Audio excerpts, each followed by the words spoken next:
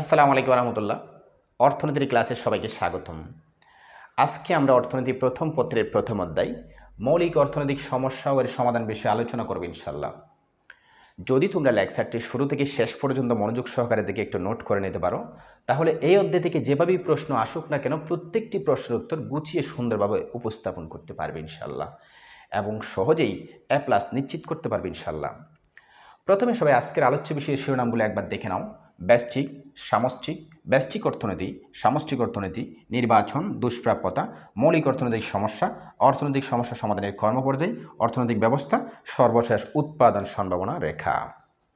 আমি এই অধ্যায়ের বর্ণনামূলক বিষয়গুলো সংক্ষেপে সুস্পষ্ট ধারণা দেওয়ার চেষ্টা করব।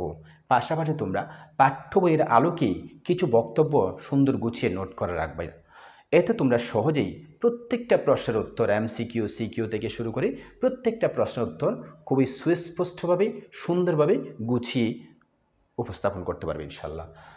চলো শুরু করা যাক। ব্যষ্টিক ও সামষ্টিক অর্থনীতির আলোচনার সুবিধার্থে অধ্যাপক রেগনার ফিশ, অর্থনীতিবিদ রেগনার ফিশ অর্থনীতিকে দুই ভাগে ভাগ করেছেন, ব্যষ্টিক ও সামষ্টিক। ব্যষ্টিক অর্থনীতি ও সামষ্টিক অর্থনীতি, এই দুটা বিষয়ের উপরে সুস্পষ্ট ধারণা রাখবা। বিশেষ করে MCQতে এবং জ্ঞান ও অনুধাবনমূলক প্রশ্নে ব্যষ্টিক ও সামষ্টিক প্রাসঙ্গিক সবসময় প্রশ্ন থাকে। আমরা শুরুতেই জেনে নিই ব্যষ্টিক। ব্যষ্টিকের ইংরেজি হলো কি? মাইক্রো। মাইক্রো শব্দটি আসছে গ্রিক শব্দ মাইক্রোস থেকে, যার অর্থ হচ্ছে কি? ক্ষুদ্র অথবা অতি ক্ষুদ্র। MCQতে যদি অতি ক্ষুদ্র অ্যান্সার থাকে তাহলে অতি ক্ষুদ্র হবে। তাহলে ব্যষ্টিক কাকে বলে? ব্যষ্টিক অর্থনীতি কাকে বলে? অর্থনীতির যে শাখায় প্রতিটি এককের আচরণ ও কার্যকলাপ পৃথক পৃথকভাবে আলোচনা করা হয় তাকে বলা হয় ব্যষ্টিক বা ব্যষ্টিক অর্থনীতি। সামষ্টিক অর্থনীতি। সামষ্টিকের ইংরেজি কি? ম্যাক্রো। ম্যাক্রো শব্দটি আসছে গ্রিক শব্দ ম্যাক্রোস থেকে, যার অর্থ বৃহৎ অথবা কি? অতি বৃহৎ। সামষ্টিক অর্থনীতি কাকে বলে? অর্থনীতির যে শাখায় প্রতিটি বিষয়ের সামগ্রিকভাবে আলোচনা করা হয় তাকে বলা হয় সামষ্টিক অর্থনীতি। কাজে তোমরা ব্যষ্টিক ও সামষ্টিক এ দুটি বিষয়ের উপরে প্রয়োজনীয় কিছু নোট করে রাখবা, এবং ব্যষ্টিক সামষ্টিক থেকে যেভাবে প্রশ্ন আসুক না কেন তোমরা যেন সুন্দর গুছিয়ে উত্তরটা দিতে পারো। বিশেষ করে MCQতে আসবে, তোমরা খুব খেয়াল রাখবা। এরপরে চলে যাবো আমরা আর দুটি বিষয়ে। অর্থনীতির যমজ সমস্যা দ্বয় বলা হয় নির্বাচন ও দুষ্প্রাপ্যতা। এই দুটা বিষয় কি? আমাদের অভাব অসীম, কিন্তু সম্পদটা সবসময় সীমিত। আমাদের যা সম্পদ আছে তার চেয়ে সবসময় অভাবটা অনেক বেশি থাকে। সো নির্বাচন বলতে এখানে ইলেকশনকে বোঝাচ্ছে না, নির্বাচনের ইংরেজি হচ্ছে চয়েস। এক্ষেত্রে অর্থনীতির ভাষায় নির্বাচন মানে কি? এক কথায় আমাদের যে অপরিসীম অভাব রয়েছে সে সব অভাবগুলো কিন্তু আমরা একসাথে পূরণ করতে পারি না। এই জন্য গুরুত্ব অনুসারে আমাদের অভাবগুলোকে বাছাই করতে হয়। আমরা প্রতি মাসে যা বেতন পাই 20-30 হাজার টাকা যা বেতন পাই তা দিয়ে কিন্তু আমরা দুনিয়ার সব কিছু কিনতে পারি না, সব অভাব পূরণ করতে পারি না। কাজে এই জন্য আমাদের কী করতে হয়? গুরুত্ব অনুসারে কিছু অভাব বাছাই করতে হয়, কোনটা আগে পূরণ করব কোনটা পরে পূরণ করব। কাজেই অপরিসীম অভাব থেকে অসীম অভাব থেকে গুরুত্ব অনুসারে কিছু অভাব বাছাই করাকে কি বলা হয়? নির্বাচন। আশা করি বুঝতে পারছো। খুব বেশি ইম্পর্টেন্ট, বিশেষ করে অনুধাবনমূলক প্রশ্ন অনেক বেশি আসে। দুষ্প্রাপ্যতা, স্কারসিটি। অভাবের তুলনায় সম্পদের স্বল্পতা। আমাদের যতই সম্পদ যতই অর্থ থাকুক না কেন আমাদের অভাবটা তার চেয়ে বেশি থাকে। কাজেই অভাব অসীম, সম্পদ সীমিত। সীমিত সম্পদ দিয়ে সব অভাব পূরণ করা যায় না। অভাবের তুলনায় বারে বারে স্বল্পতাটা রয়ে যায়, সম্পদের স্বল্পতা। কাজে অভাবের তুলনায় সম্পদের স্বল্পতাকে কি বলা হয়? দুষ্প্রাপ্যতা। তোমরা নির্বাচন এবং দুষ্প্রাপ্যতা এই দুটা বিষয় সম্পর্কে পরিষ্কার ধারণা রাখার চেষ্টা করবে। বিশেষ করে অনুধাবনমূলক প্রশ্নে নির্বাচন ও দুষ্প্রাপ্যতা এই দুটা বিষয় খুব বেশি আসে। কাজে তোমরা বুঝতে পারছো ব্যষ্টিক সামষ্টিক এই দুটো সম্পর্কে পরিষ্কার ধারণা রাখার চেষ্টা করবে। নির্বাচন ও দুষ্প্রাপ্যতা। অসংখ্য অভাব থেকে গুরুত্ব অনুসারে কিছু অভাব বাছাই করাকে নির্বাচন বলে, আর অভাবের তুলনায় সম্পদের স্বল্পতাকে কি বলে? দুষ্প্রাপ্যতা বলে। অর্থনীতিতে এই দুটো বিষয়কে অর্থনীতির যমজ সমস্যাদ্বয় বলা হয়ে থাকে। সো যাই হোক, এবার আমরা যাব মৌলিক অর্থনৈতিক সমস্যা। অর্থনীতির জনক অ্যাডাম স্মিথ, আর আধুনিক অর্থনীতির জনক বলা হয় পল স্যামুয়েলসনকে, মার্কিন অর্থনীতিবিদ, নোবেল বিজয়ী অর্থনীতিবিদ।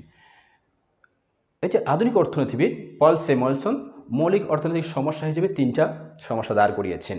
কি উৎপাদন করা হবে, কিভাবে উৎপাদন করা হবে, কার জন্য উৎপাদন করা হবে।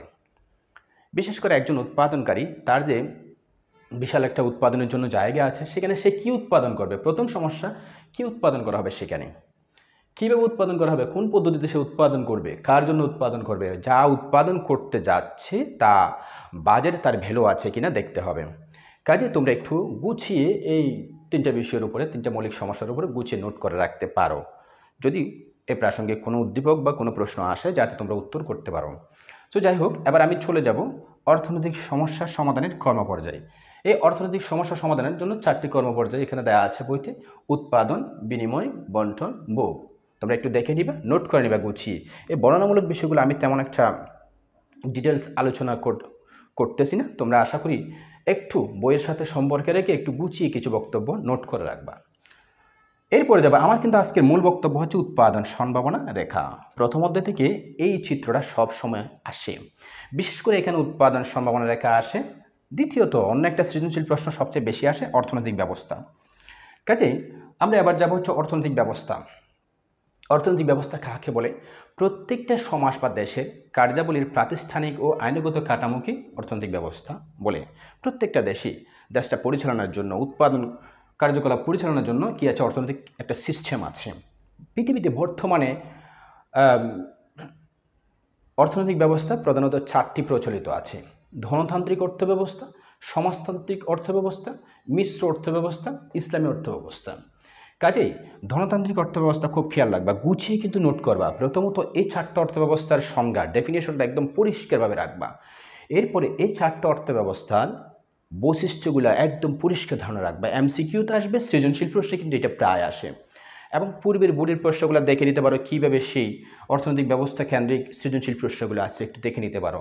ধনতান্ত্রিক অর্থব্যবস্থা, ধনতান্ত্রিক অর্থব্যবস্থা খুব খেয়াল রাখবা যে অর্থব্যবস্থায়, অর্থনৈতিক ব্যবস্থায় সম্পদটা থাকবে ব্যক্তিগত মালিকানায়, যেখানে সরকারের তেমন একটা হস্তক্ষেপ থাকবে না।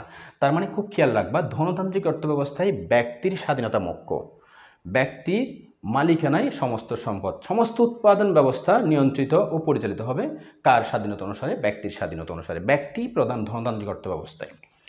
যেমন যুক্তরাষ্ট্র আছে, কানাডা আছে, এই রাষ্ট্রগুলো হচ্ছে ধনতান্ত্রিক অর্থব্যবস্থার রাষ্ট্র।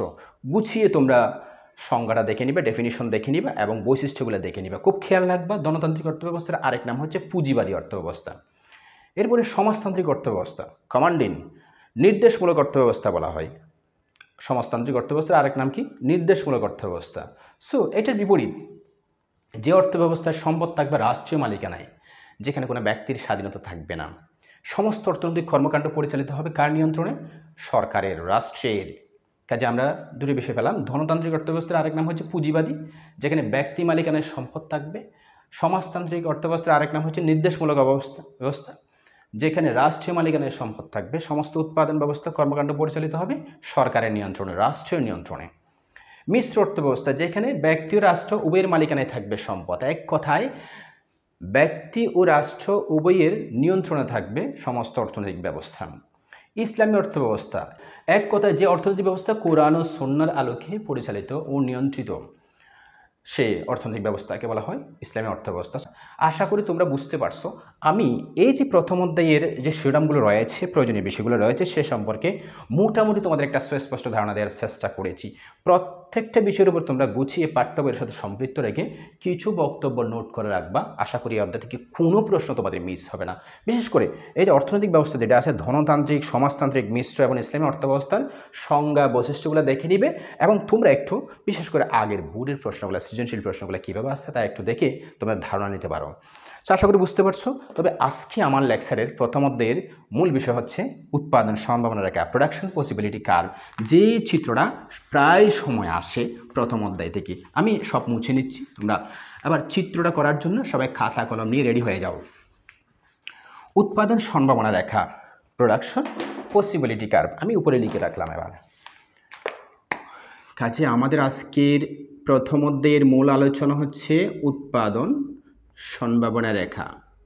এই উৎপাদন সম্ভাবনা রেখার সাহায্যে কি করা হয়? প্রথমত হচ্ছে বিভিন্ন সংমিশ্রণে দুটা দ্রব্যের উৎপাদন দেখানো হয়, production possibility curve, PPC. So দুটি দ্রব্যের, বিভিন্ন সংমিশ্রণে দুটি দ্রব্যের উৎপাদন দেখানো হয়। দ্বিতীয়ত সুযোগ বিধারণা ব্যাখ্যা করা হয়ে থাকে। আমি প্রথমত একটা সূচি দাঁড় করালাম, পরীক্ষাতে এভাবে সূচিটা আসবে, প্রত্যেকে তো তোমরা জানো। আমি এই এক পাশে দিলাম সূচিটা, এক পাশে দিলাম যাতে আমরা ওই পাশে চিত্রটা করতে পারি। সবাই খাতা কলম নিয়ে একটু রেডি হয়ে যাও। কোথাও যদি কোনো ত্রুটি থাকে সেগুলো অবশ্যই ঠিক করে নাও। আমি এই পাশে লিখলাম সংমিশ্রণ লিখলাম দুটো দ্রব্য, এক্স দ্রব্য, ওয়াই দ্রব্য, বা ধান গম এভাবে থাকতে পারে। সো আমি জাস্ট 3টা করলাম। দুটো দ্রব্য, সংমিশ্রণের নাম দাও তোমরা ইচ্ছে মতো, এ বি সি, দুটো দ্রব্য। খুব খেয়াল রাখবা উৎপাদন সম্ভাবনাকে ব্যাখ্যা করার সময় মাথায় রাখবা একটা জমি রাখবা সব সময়, জমি হচ্ছে একটা আর পণ্য দুইটা।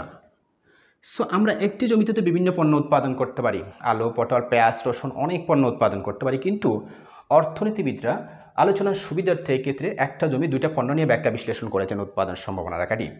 সো এক্স দ্রব্য ওয়াই দ্রব্য এভাবেই থাকে সাধারণত, আবার ধান গম এভাবেও থাকতে পারে, আলু পটল এভাবেও থাকতে পারে, ধান গম এভাবে থাকতে পারে। সো তোমরা একটু খেয়াল রাখবা। যাই হোক, এই যে বিশেষ করে এই যে পুরা জমিটাতে ওয়াই দ্রব্যটা স্বাধীন, পুরা জমিটা যদি তুমি শ্বাস করো ওয়াই দ্রব্য, তাহলে তুমি 50 একক পেতে পারো একটা, আমরা ধারণা করে একটা সূচি দাঁড় করালাম। আর এদিকে তখন তুমি উৎপাদন করতে পারবে না এক্স দ্রব্য, হোক এটা ধান দিলাম, এটা গম দিলাম, রাখলাম আপাতত। সো দ্বিতীয়ত এটা ভাগাভাগি করে উৎপাদন করতে পারো, এক পাশে এক্স দ্রব্য এক পাশে ওয়াই দ্রব্য। তখন আমি একটু বাড়াই নিলাম, অবশ্য সূচিটা প্রশ্নের মধ্যে দেওয়া থাকবে, তোমরা সেখান থেকে দেখে দেখে যা চিত্রটা আঁকবাজি। তার মানে অর্ধেকে যদি এক্স দ্রব্য অর্ধেকে ওয়াই দ্রব্য শ্বাস করলে 30 একক পেতে পারো। আর পুরো জমিতে যদি এক্স দ্রব্য শ্বাস করো তাহলে এদিকে 50 একক এক্স দ্রব্য পেতে পারো, তখন কিন্তু কোনো ওয়াই দ্রব্য শ্বাস করতে পারবে না। কাজে এখন তুমি জমির মালিক, তুমি বেছে নিবা কোনটাতে উৎপাদন করবে। এটাতে উৎপাদন করলে সংমিশ্রণ উৎপাদন করলে শুধু ওয়াই দ্রব্য উৎপাদন করে 50 একক ওয়াই দ্রব্য পাবে, আর বিতে উৎপাদন করলে দুইটা উৎপাদন করতে পারবে 30 একক পাওয়ার জন্য। আর সিতে উৎপাদন করলে শুধু এক্স দ্রব্য পাবে কিন্তু ওয়াই দ্রব্য শ্বাস করতে পারবে না। এখন আমরা এই সূচির আলোকে, পরীক্ষাতে তো এই উদ্দীপকের মধ্যে সূচিটা দেয়া থাকবে, এখন আমরা তার আলোকে, সেই সূচির আলোকে আমরা উৎপাদন সম্ভাবনা রেখাটা আঁকবো। একদম সেন্ট্রাল পয়েন্টে 0 দেব, অর্থনীতির ভাষায় স্বাধীন চলক ওয়াই লম্ব অক্ষে দিব, অধীন চলক এক্স ভূমি অক্ষে দিব। এখন আমরা দেখব এই জায়গায় কী কী দেয়া আছে, কী দ্রব্য দেয়া আছে। যদি ধান গম থাকে তাহলে সেভাবে দিব, আর যদি এক্স ওয়াই দ্রব্য থাকে এক্স ওয়াই এর পাশে আমরা নতুন করে কিছু না লিখে দ্রব্য এখানে লিখে দেব, আর এক্স এর পাশে আমরা এক্স দ্রব্য এখানে লিখে দেব। এরপরে পরিমাপটা, এটা হচ্ছে সবচেয়ে গুরুত্বপূর্ণ চিত্রের ক্ষেত্রে। যদি পরিমাপটা সঠিক না হয় তাহলে চিত্রটা ঠিকভাবে হবে না। আর মাথায় রাখবে চিত্রযুক্ত বিষয়গুলো হচ্ছে, চিত্র যদি 100তে 100 সঠিকভাবে কারেক্টলি দাঁড় করাতে পারো তাহলে কিন্তু এখানে একটা নাম্বারও কাটা যাবে না। অর্থনীতিতে 100তে 100 নাম্বার পর্যন্ত উঠানো যাবে যদি তোমরা একটু সচেতন হও, আন্তরিকতার সাথে কাজ করো। সো যাই হোক, এক্স দ্রব্যে দেখো তো সর্বোচ্চ সংখ্যাটা হচ্ছে 50, আরেকটা হচ্ছে কত আছে 30, তারই আমরা কাজে নিজের মতো একটা পরিমাপ নিয়ে ওই দুটো সংখ্যা বসানোর জন্য জায়গা করি। 10 থেকে যাই আমরা 10, 20, 30, 40, 50। 10 নিয়ে 20 নিয়ে 30 নিয়ে বসালেও বসাতে পারো, 30 আছে 30 বসালাম, 50-এর জায়গায় 50 বসালাম। আর ওয়াই দ্রব্য দেখা যাচ্ছে সর্বোচ্চ 50, আরেকটা 30 আছে, আমরা নিজের মতো করে 10, 20, 30, 40, 50, 50-এর জায়গায় 50 বসালাম, 30-এর জায়গায় 30 বসালাম। মন চাইলে সবগুলো বসাইতে পারো, 10, 20, 30, 40। এবার আমরা এই সূচির আলোকে রেখাটা আঁকবো। কাজে দেখো তো সংমিশ্রণে প্রথম করে দেখা যাচ্ছে পুরা জমিতে, আমার যে একটা জমির কথা বলছি, এই পুরা জমিতে যদি ওয়াই দ্রব্য শ্বাস করো 50 একক ওয়াই দ্রব্য পেতে পারো, তখন এক্স দ্রব্য শ্বাস করতে পারবে না। তাহলে ওয়াই দ্রব্য 50 একক সংমিশ্রণে। বি সংমিশ্রণে দেখো তো 30 একক 30 একক, তার মানে অর্ধেক জমিতে এক্স দ্রব্য, অর্ধেক জমিতে ওয়াই দ্রব্য শ্বাস করতে পারো এটাতে। সো ওয়াই দ্রব্য 30, এক্স দ্রব্য 30, এই বিন্দুতে 30, এটা হচ্ছে বি সংমিশ্রণ। বি সংমিশ্রণ উৎপাদন করলে তুমি 30 একক ওয়াই দ্রব্য 30 একক এক্স দ্রব্য উৎপাদন করতে পারো। আর সি সংমিশ্রণে দেখাচ্ছে 50 একক এক্স দ্রব্য উৎপাদন যদি পুরো জমিতে শ্বাস করো 50 একক এক্স দ্রব্য পেতে পারো, তখন ওয়াই দ্রব্য শ্বাস করতে পারবে না। সি সংমিশ্রণে এক্স দ্রব্য 50 একক। আবার রেখাটা এই বিন্দুগুলো জোড়া লাগিয়ে দাও, এইটার নামে হচ্ছে উৎপাদন সম্ভাবনা রেখা, পিপিসি। কি আছে? Production possibility curve. সো নাম লিখে রাখতে পারো নিচে, চিত্র হচ্ছে এটার নাম হচ্ছে উৎপাদন সম্ভাবনা রেখা। একদম ইজি উৎপাদন সম্ভাবনা রেখা। খুব খেয়াল রাখবা ডানে বায়ে কোনো পাশে যেন কোনো ত্রুটি না থাকে চিত্রের ক্ষেত্রে। সম্ভাবনা রেখা তোমাদের অনেক রিকোয়েস্টে কিন্তু আমি ক্লাস দিচ্ছি, এখন কিন্তু আমার ইকোনমিক্সের ক্লাস দেওয়ার কথা না, সবার অনেক বেশি রিকোয়েস্ট আসতেছে, যার কারণে শেষ পর্যন্ত আমি ক্লাসে দাঁড়ালাম। আর তোমরা অবশ্যই আমার চ্যানেলটিতে তোমরা প্রত্যেকটা ক্লাস পাবে গুছিয়ে। তোমরা চ্যানেলটি সাবস্ক্রাইব করে নাও, ইউটিউবে ঢুকে চ্যানেলটি সাবস্ক্রাইব করে নাও, এবং প্রত্যেকটি ক্লাস দেওয়ার সাথে সাথে সবার আগে যেন নোটিফিকেশনটা পেয়ে যাও। সো যাই হোক, সবাই বেশি সাবস্ক্রাইব করে নাও, সবাইকে একটু সহযোগিতা করো, সবাই যেন ক্লাসটা পায়। আমরা পেয়ে গেলাম উৎপাদন সম্ভাবনা রেখা, চিত্রটা এঁকে ফেললাম। তোমরা ইজিলি এভাবে আঁকবা। কাজে ব্যাখ্যা কীভাবে করবা? চিত্রে ভূমি অক্ষে এক্স দ্রব্য, লম্ব অক্ষে ওয়াই দ্রব্য নির্দেশিত হয়েছে।